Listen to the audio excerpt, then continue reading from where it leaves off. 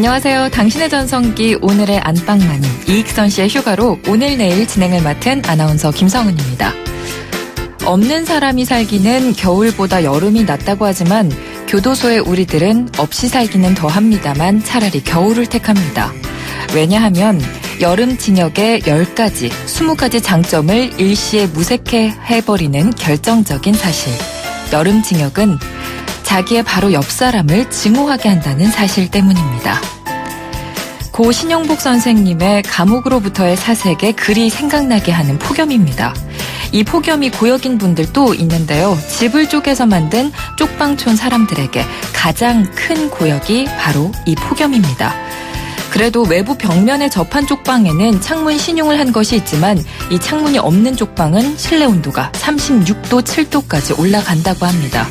몇 년 전에는 홀로 사신 할머니가 열사병으로 돌아가신 일도 있었는데요.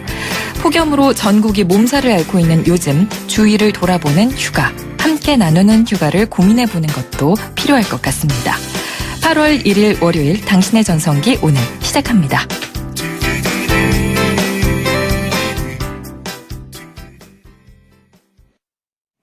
(8월의) 첫날 당신의 전성기 오늘 클론의 도시철출로 힘차게 출발해봤습니다. 이 중년은 삶의 중심, 세상의 중심이죠. 중년들의 마음을 살짝 엿보는 코너, 줄여서 중심인데요. 이번 주는 어떤 주제로 이야기를 나눠볼지 거리에서 만난 중년들의 이야기부터 함께 들어보시죠. 생활계표 동그라미를 그리는데 이제 컴퍼스로 해서 하든지 아니면 이제 접시 있잖아요. 저는 접시 그런 거 이렇게 대가지고 이렇게 그렸어요. 저는 낮잠 실컷 자는 거 그걸 항상 넣었거든요. 잠이 항상 부족한 것 같아가지고 대청마루에 이렇게 누워서 자면은 참 시원하잖아요. 그래가지고 항상 낮잠 자는 거를 넣은 것 같아요. 항상 12시부터 2시 정도 그 사이에. 저희 때는 공부 별로 안 하고 싶어도 선생님께 보여드리려고 뭐 공부하기, 숙제하기 이런 거 꼭 넣었던 것 같아요. 맨날 늦잠 자는데 꼭 아침 일찍 일어나는 걸로 적고 뭐 그랬던 것 같아요. 거의 뭐 하진 않았던 것 같고 동네 친구들하고 놀러 다니고 뭐 그랬던 것 같아요. 네, 이번 주 여름방학에 대해 이야기를 해보려고 하는데요. 첫 번째 주제는 방학 계획표입니다. 이 방학 시작 전에 다들 방학 계획표 그리잖아요.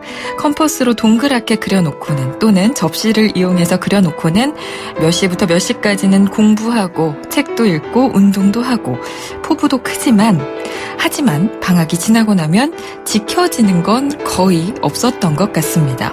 오늘 중심에서는 방학 계획표에 대한 추억 한번 이야기를 해볼까 하는데요. 문자 보내주시기 바랍니다. 우물정 0945번 샵 0945번으로 방학 계획표, 여러분의 방학 계획표는 어땠는지 이야기를 좀 보내주셨으면 좋겠습니다. 짧은 문자는 50원이 들고요. 긴 문자는 100원, 그리고 사진도 100원의 정보 이용료가 있습니다. 그리고 YTN 라디오 애플리케이션 예스로 무료로 참여하실 수도 있습니다. 여러분을 위해서 푸짐한 선물 준비되어 있는데요.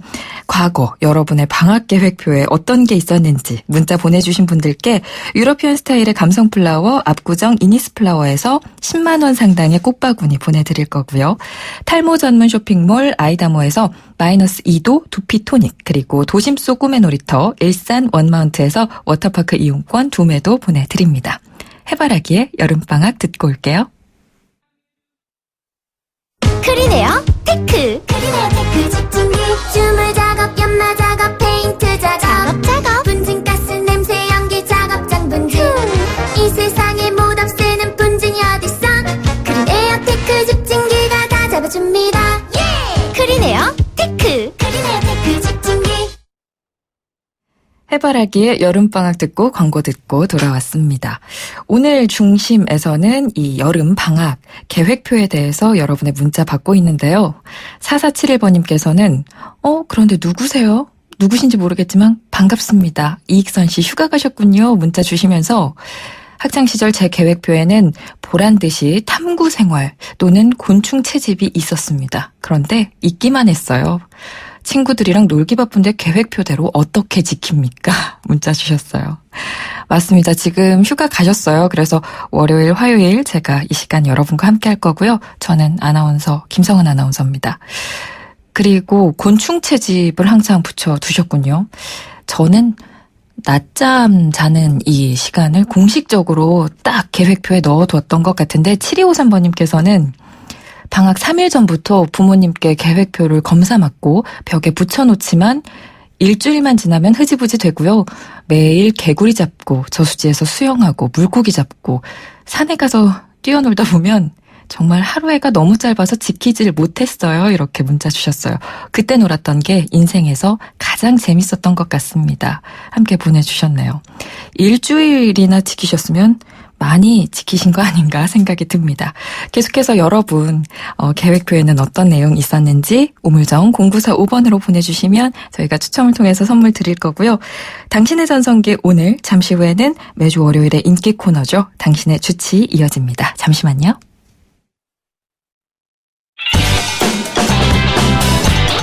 안녕하세요. 개그맨 이홍렬입니다.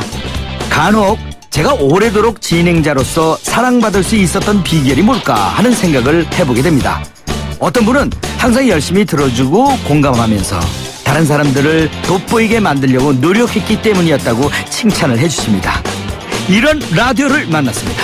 바로 94.5MHz YTN 뉴스 FM.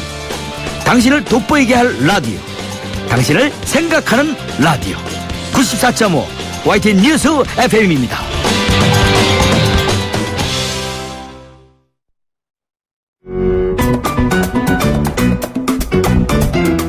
오늘이 좋다. 내가 좋다. 당신의 전성기 오늘.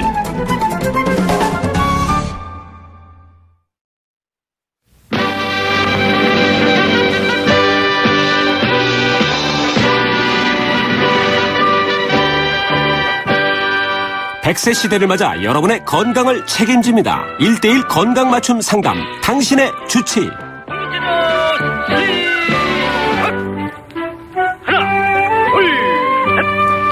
매주 월요일 100세 건강을 지켜드립니다. 당신의 주치.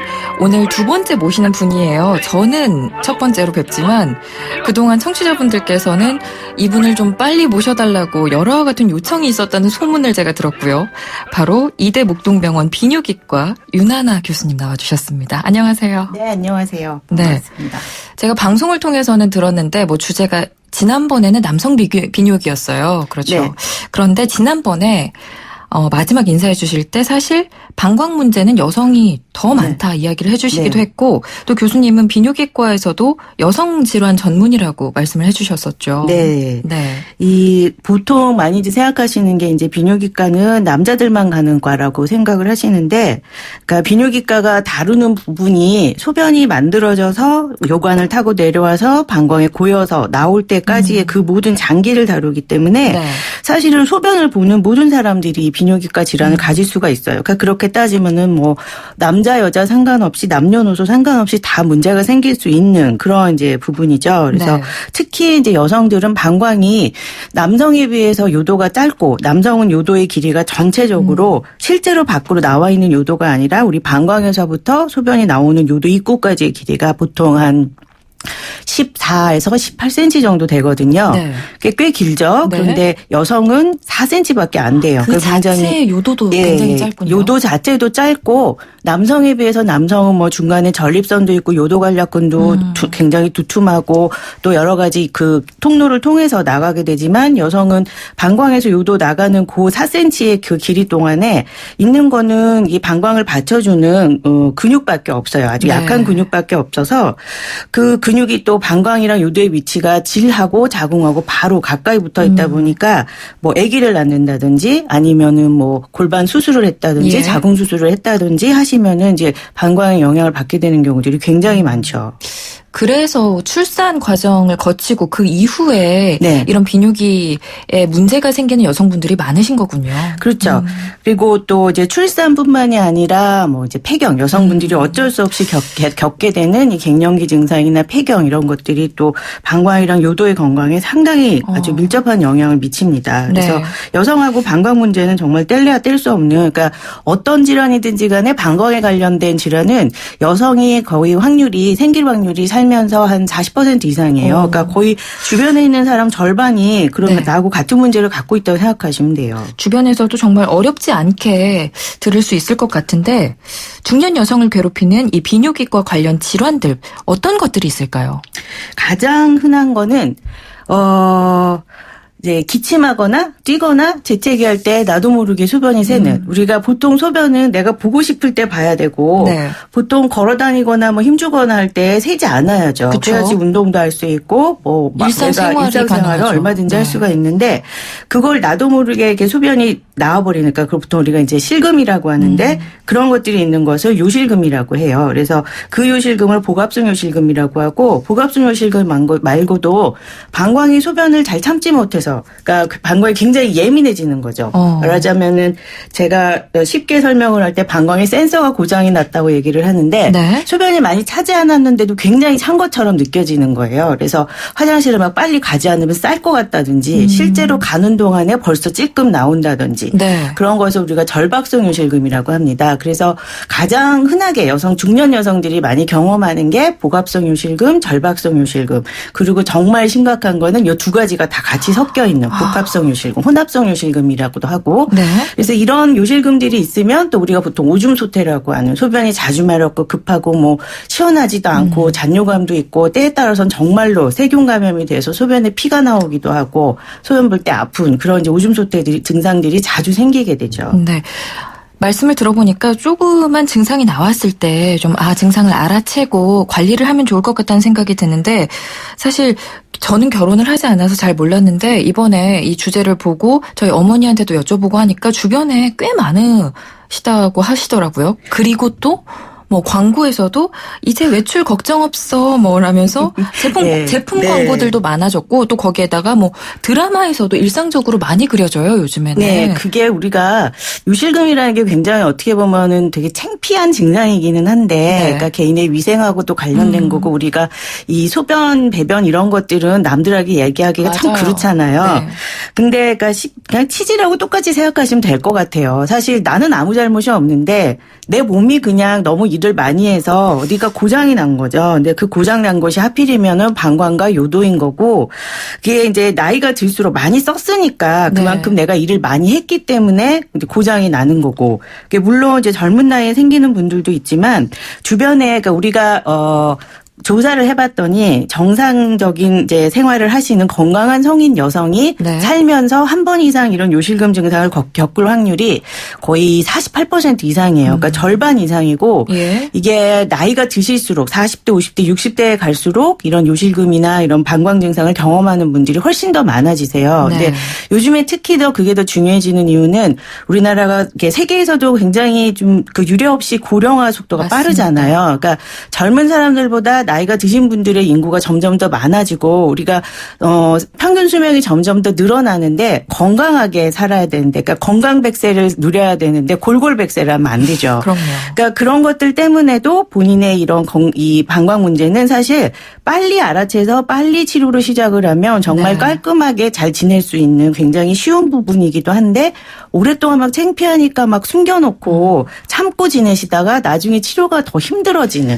그러니까 어떻게 보면 그냥 간단하게 수술 한 번이나 네. 간단하게 약을 몇 달 먹으면 좋아질 거를 더 오래 더 큰 수술을 해야 되거나 더 오래 약을 먹게 되는 경우들이 있어요. 그래서 모든 병이 다 마찬가지이지만 증상이 있을 때 조기에 발견해서 조기에 치료하는 게 굉장히 중요합니다. 네.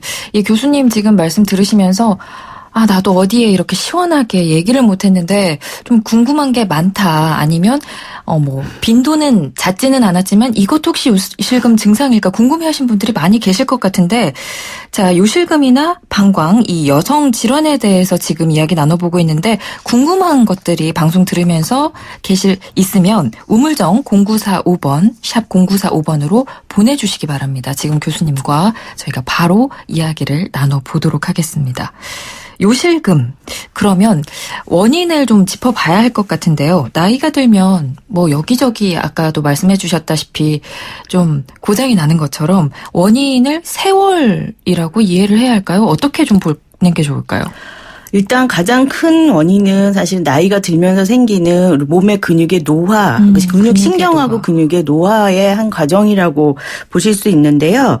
근데 이제 나이가 들었다고 해서 노화가 됐다고 그걸 그냥 참고 살 수 있는 정도는 사실 아니에요. 네. 요실금이라는 거는. 어쩔 수 없이 사람이 살면서 나이가 들면 방광이 이 소변을 참았다가 볼 수 있게 하는 기능도 조금씩 떨어지고 근육도 조금씩 불안정해지고 근육 자체의 힘도 약해지세요. 근데 이게 어느 정도의 이제 범위 안에서는 크게 영향을 안 미치지만, 예를 들어서 아이를 이제 많이 셋, 넷씩 낳았다든지 아니면 하나를 낳았어도 아이가 굉장히, 요즘에 애들이 굉장히 크게 나오잖아요. 보통 한 번 아이를 낳으면은 보통 평균 체중들이 다 물어보면 4kg, 4.5kg 이런 분들도 네. 많고 3.8kg, 4kg 요 사이로 나오시는 분들이 많은 것 같아요. 네.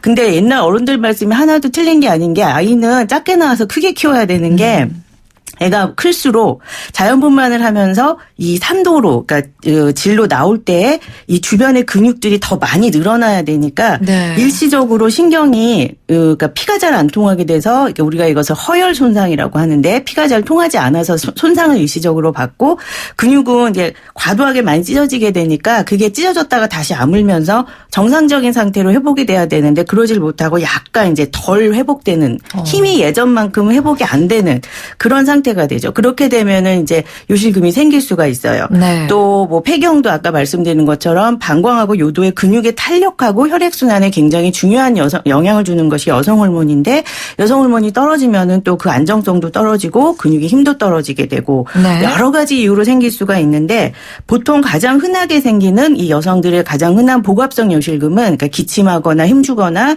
뛰거나 재채기 할 때 생기는 복압성 요실금은 분만을 한, 출산을 한 경력이 있는 분들이 훨씬 더 잘 생기고, 네. 그다음에 본인 개개인이 가지고 있는 이 근육의 이 탄력하고도 좀 차이가 있어요. 지금 원인을 출산이 좀 차지한다고 얘기를 해주셨는데, 네. 3201번님께서는 저는 제왕절개로 아이를 낳았는데도 요실금 증세가 있습니다. 이유가 뭘까요? 이렇게 보내주셨거든요. 네. 자연분만 하신 분들이 훨씬 더 생길 확률은 높으신데, 제왕절개를 했다고 안 생기진 않습니다. 물론 제왕절개가 자연분만을 하신 분들보다는 생길 확률이 좀 더 적기는 해요. 근데 임신이라는 그 과정 자체가 우리 몸에서 근육의 이 힘을, 탄력을 약간 조금 떨어뜨리게 하는, 그러니까 어떻게 보면 약간 근육이 느슨해지게 하는 그런 호르몬들이 계속해서 오랫동안 분비가 되기 때문에 그것도 영향을 주고, 네. 그리고 이제 그 임신 기간 동안에 이 태아가 커지면서 이 밑으로 받는 방광하고 요도 쪽에 이 근육으로 받는, 그걸 받쳐주고 있는 근육을 우리가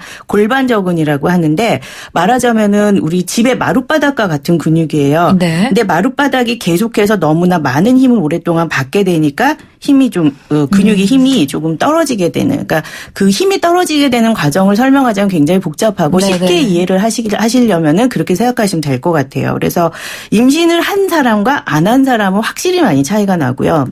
그리고 제왕절개를 하신 분과 안 하신 분들도 자연분만 하신 분들이 서로 생길 확률이 차이가 나기는 하지만, 제일 중요한 거는 임신을 했을 때 아이가 컸었던, 그리고 난산이었던, 그러니까 그 쉽게 빨리 안 나오고 오랫동안 진통을 하면서 분만 과정이 길었던 분들, 그리고 네. 아이가 4kg 이상으로 굉장히 크게 나왔던 경우에 훨씬 더 요실금이 생길 확률이 높고, 또 체질적으로 근육의 탄력이 약하신 분들이 있어요. 그러니까 나는 아무 문제가 없었는데 어떤 사람은 만져보면 근육이 굉장히 짱짱하고 딱딱하고 그렇죠. 어떤 사람들은 거의 물렁살이라고 하죠. 그런 것처럼 기본적으로 가지고 있는 근육의 이 조이는 힘들이 약하신 분들이 요실금이 생길 확률이 조금 더 높고 네. 그리고 변비가 심한 분들, 그러니까 계속 대변을 보실 때 배에 힘을 많이 주게 되면 그 아래쪽으로 힘이 복압이 밑으로 계속 많이 가게 되니까 약한 근육은 더 네. 약해질 확률이 높아져서 더 잘생기죠. 그리고 뭐 만성 기침을 하는, 그러니까 요즘에 많지는 않지만 네.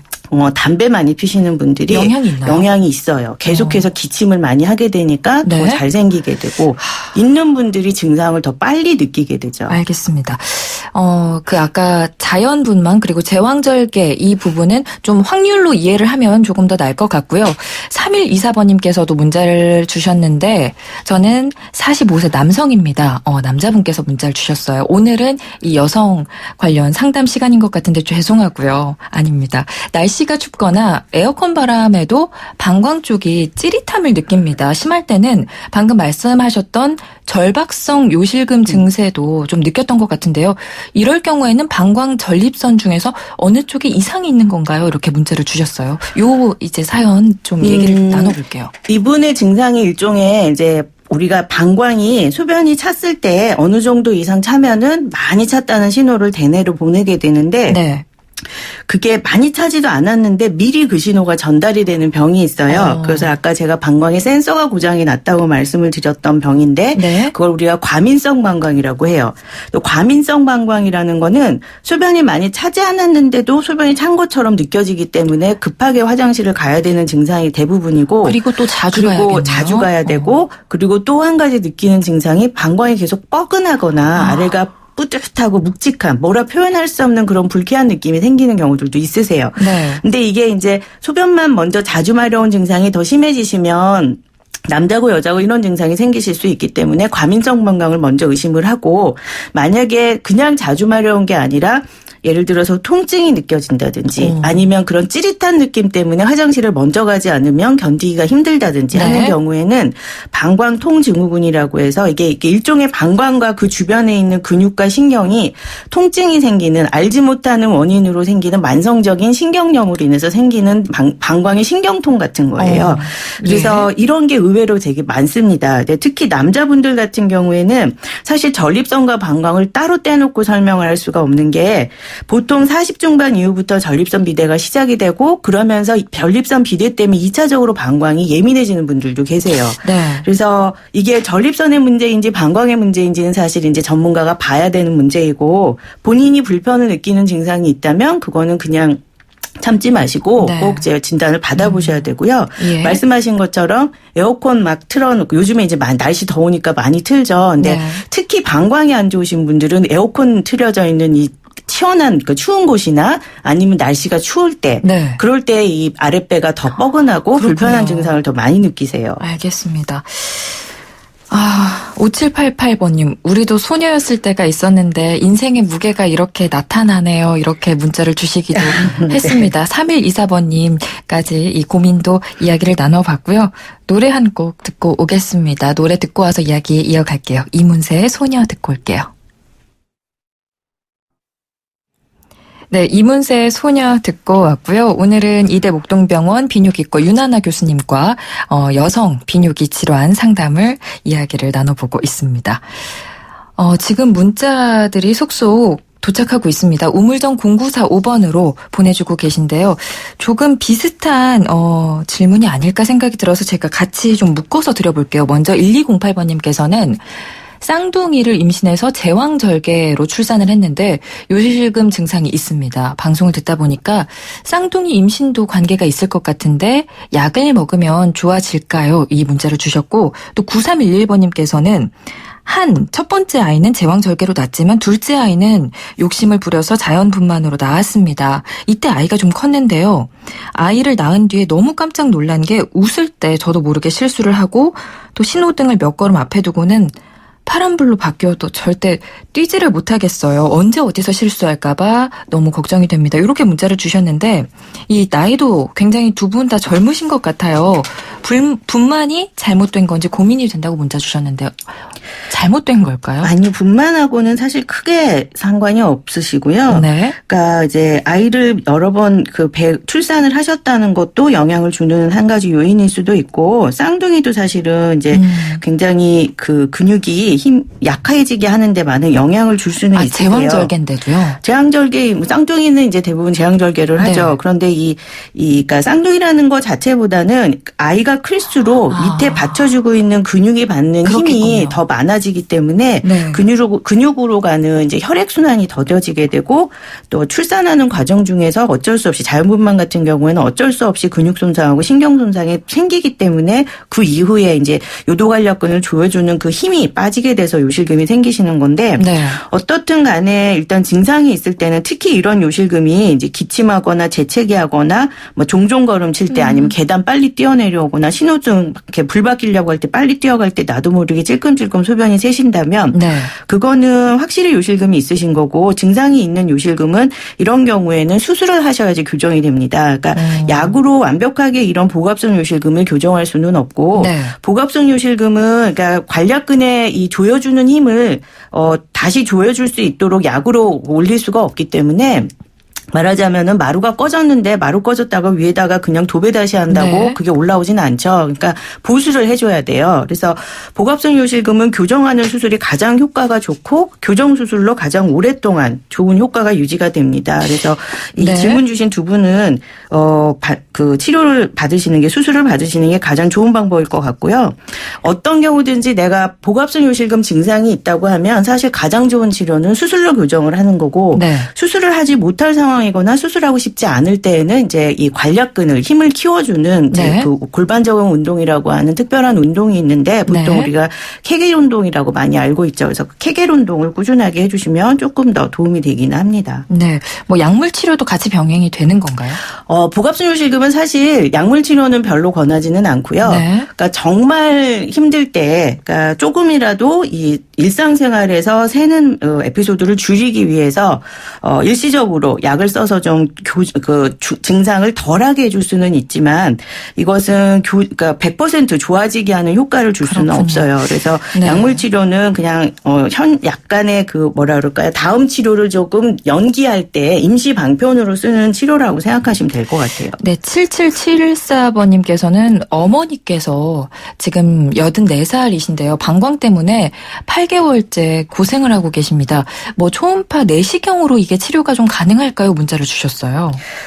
방광이 어떤 문제이신지를 이제 지금 제가 잘 모르겠는데요. 네. 연세가 있으신 분들이 요실금이 있을 때 가장 이제 보통 이런 요실금에 대한 정보가 어느 정도 이렇게 알려지게 되면 자녀분들이, 우리 어머니도 소변을 자주 지리시니까는 수술하면 좋지 않을까 하고 같이 오시는 분들이 계세요. 네. 그런데 보통 60, 70 넘으신 어르신들한테서 많이 생기는 요실금은 소변을 잘 못 참아서 생기는, 그러니까 기침하거나 뛰거나 재채기할 때 생기는 그런 보갑성 요실금보다는 방광이 절박성. 약해져서 소변을 참을 힘이 없어져서 생기는 절박성 요실금이 훨씬 더 많으세요. 그렇군요. 그래서 절박성 요실금은 60대 60%, 70대 70%, 뭐 80대 80% 생길 정도로 굉장히 잘 생기고, 네. 특히 이제 뭐 고혈압, 당뇨, 고지혈증, 그리고 풍 앓으셨던 적이 있다든지 이런 분들은 훨씬 더 확률이 높습니다. 그래서 그런 경우에는 약으로 치료를 하시는 게 좋아요. 절박성 요실금은 방광을 안정시켜주면 좋아지기 때문에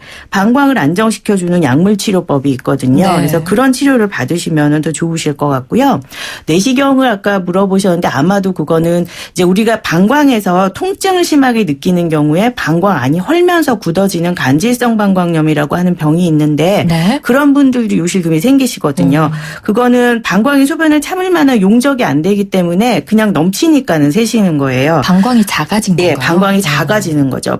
보통 방광의 정상 방광 용적은 최대로 500cc, 보통 네. 한 번 소변 보실 때 250에서 300cc 정도를 보시니까 우리가 보통 흔하게 먹는 커피컵 그 정도 그 커피 전문점의 커피컵 정도의 소변을 보시는데 네. 그러니까 우리 자판기 종이컵은 굉장히 작잖아요. 그렇죠. 보통 관질성 방광염을 갖고 계시는 분들이 최종적으로 방광의 그 종이컵 정도로 사이즈가 작아지세요. 그렇군요. 그럴 때는 이제 그땐 정말로 내시경 수술도 하고 심한 경우에는 방광을 절제하고 새로 만들어주는 수술도 하셔야 돼요. 네. 자, 다음 문자는 간단하게 좀 이야기를 들어볼게요. 저희가 시간이 없네요. 1839번님께서는 너무 잦은 성관계가 요실금과 관계가 있을까요? 이 성관계에 어려움을 호소하는 분들도 많이 계신 것 같거든요. 요실금이 있는 분이 성관계를 하시면 요실금 증상이 심해지는 경우가 많으세요. 예를 들면 복압성 요실금이 있는 분들은 관계 중에 나도 모르게 소변을 그냥 이렇게 힘을 주면은 새버리기도 하시고, 절박성 요실금이 있는 분들은 관계 중에 갑자기 소변이 마려워진다든지 하고 나서 소변을 쉴 새 없이 계속 봐야 된다든지 요도가 더 방광이나 요도 쪽이 더 아프다든지 하는 증상을 느끼시게 되는데 네. 그렇다고 해서 그거 자체가 더 나빠지게 하는 건 아니세요. 그렇지만은 기본적으로 방광에 문제가 있기 때문에 생기는 증상들이니까 방광을 치료를 하셔야 이게 더 좋아지는 거죠. 그거 네. 자체 때문에 나빠지는 건 아니고요. 한 가지 염두에 두셔야 될 거는 이제 방광이 안 좋으신 분들, 이렇게 요실금이 있는 분들이 잠자리를 성관계를 하시면 방광염이 생길 가능성이 더 많아지세요. 아, 그래요? 소변을 우리가 정상적으로 소변을 잘 참았다 제대로 잘 볼 때에는 방광에 균이 들어와도 자연적으로 씻혀져 나가게 되어 있는데 네. 그게 잘 안 되니까 염증이 생기는 게 훨씬 더 많으시거든요. 그래서 소변 볼 때 아프고 피난다든지 특히 잠자리하고 나서 이런 오줌 소태가 잘 생긴다든지 하시는 분들은 일단 내 방광이 원래 건강해서 그런 건지 네. 그러니까 건강한 상태에서 방광염이 생기는 건지 아니면 방광염이 자꾸 생기는 원인이 방광이 건강하지 못하기 때문에 그런 건지부터 한번 진찰을 받아보시는 게 좋을 것 같아요. 네. 교수님, 문자가 너무 많이 들어오고 있습니다. 저희가 지금 다 상담을 해드리지 못해서 좀 죄송한 마음이 들고요. 다음에 또 나오셔야 할 것 같습니다. 네. 아까 제가, 상담 들어가기 전에 여쭤봤어요. 이게 치료 성공률이 좀 높은 질병이냐고 여쭤봤는데 일단 병원 오시면 다른 질환에 비해서 치료 성공률이 높다고 이야기를 해주셨거든요. 이 고민 있는 분들은 꼭 병원 찾아서 건강하게 좀 회복이 되셨으면 좋겠습니다. 지금까지 이대 목동병원 비뇨기과의 윤하나 교수님과 이야기 나눠봤습니다. 고맙습니다. 네, 감사합니다.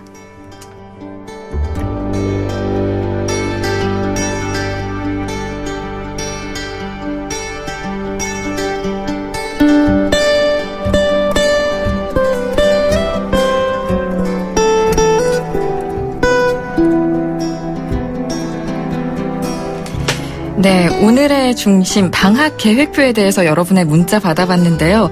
1399번님께서는 50년대 초등학교 다닐 때는 컴퍼스가 없어서 연필 2개를 붙여서 동그란 방학 계획표 만들었던 적이 있습니다.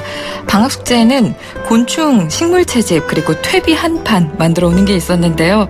참 힘들었던 일이었어요. 이렇게 문자 보내주셨고요. 8471번님께서는 우리 방학한 딸내미가 매일같이 늦게 일어나고 늦게 자서 잔소리를 해대고 있어요. 이럴 거면 계획표는 뭐하러 만들었냐고 한 소리 하는데요. 사실 저도 계획표 지킨 적이 없습니다. 엄마 입장 돼보니까 잔소리를 하게 되네요. 이렇게 문자 보내주셨습니다. 오늘 많은 분들이 문자 보내주시고요. 이 시간 함께 해주셨는데요. 0114번님, 0262번님께 선물 보내드리겠습니다. 사랑과 평화에 한동안 뜸했었지. 오늘 당신의 전성기 오늘 마지막 곡으로 준비했고요. 저는 내일 이 시간에 다시 돌아오겠습니다. 고맙습니다.